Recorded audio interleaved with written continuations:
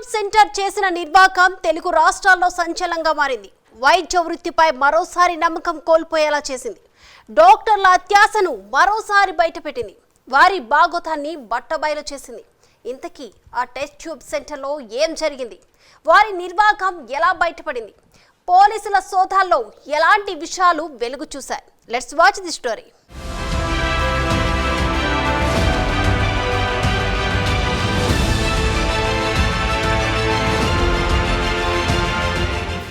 Surrogacy పేరుతో దంపతుల్ని మోసగించిన సంతాన సాఫల్య కేంద్రం బాగోతం బయటపడింది.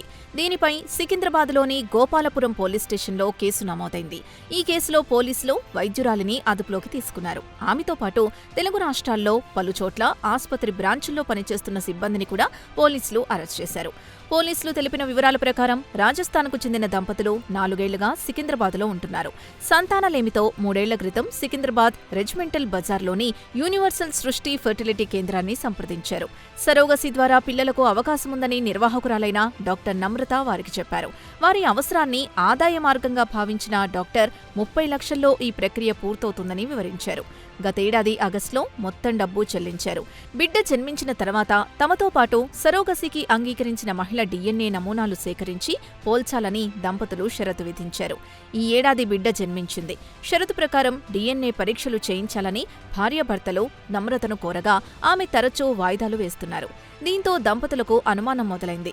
ఢిల్లీలో ఓ ప్రఖ్యాత ఆసుపత్రిలో DNA పరీక్షలు చేయించారు. ఆ ఫలితాలు దంపతులకు షాక్ కలిగించాయి. తల్లిదండ్రుల DNAతో పుట్టిన బిడ్డ DNA సరిపోలలేదు.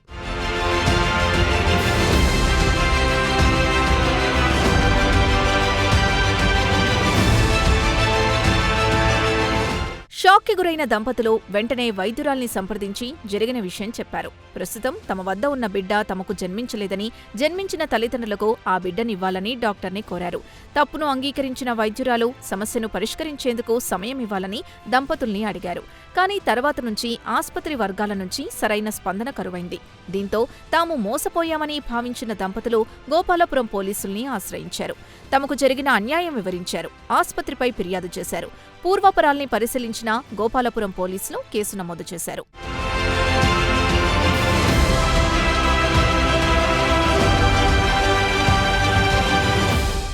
దంపతులిచ్చిన ఫిర్యాదుతో పోలీసులు రంగంలోకి దిగారు. యూనివర్సల్ సృష్టి ఫెర్టిలిటీ కేంద్రంలో తనిఖీలు చేపట్టారు. ఉత్తర మండలం DCP Sadhana Rashmi, DMHO doctor Venkat, revenue అధికారులు తనిఖీల్లో పాల్గొన్నారు.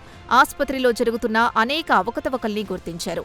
నిబంధనలకు విరుద్ధంగా వీర్య సేకరణ, IVF, సరోగసి చేస్తున్నట్లు అధికారులు గుర్తించారు. ఇదే సమయంలో విశాఖపట్నం, విజయవాడల్లో ఉన్న సృష్టి ఆసుపత్రులపై పోలీసులు సోదాలు చేపట్టారు.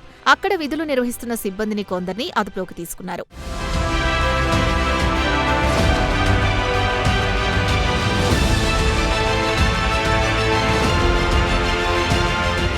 విశాఖలోని సృష్టి టెస్ట్ ట్యూబ్ బేబీ సి సెంటర్లో పోలీసులు తనిఖీలు చేశారు. సృష్టి టెస్ట్ ట్యూబ్ బేబీ సి సెంటర్లో వర్క్ చేస్తున్న మహిళా మేనేజర్ని అరెస్ట్ చేశారు. హైదరాబాద్ గోపాలపురం PS నుండి CI సహా 4 కానిస్టేబుళ్లు విశాఖ చేరుకున్నారు. తనిఖీలు నిర్వహించారు. Test tube baby centre manager Chitikireddy కళ్యాణిని అరెస్ట్ చేసి హైదరాబాద్ తరలించారు. పలు సెక్షన్ల కింద కేసు నమోదు చేశారు.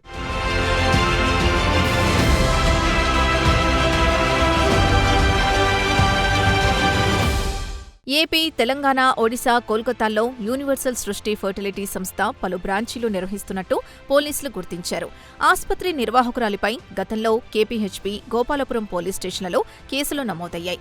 వైద్యురాలి లైసెన్స్ రద్దు చేసిన మరొక వైద్యురాలి పేరుతో అక్రమ సరోగసి దందా కొనసాగిస్తున్నట్టు పోలీసులు ప్రాథమికంగా గుర్తించారు.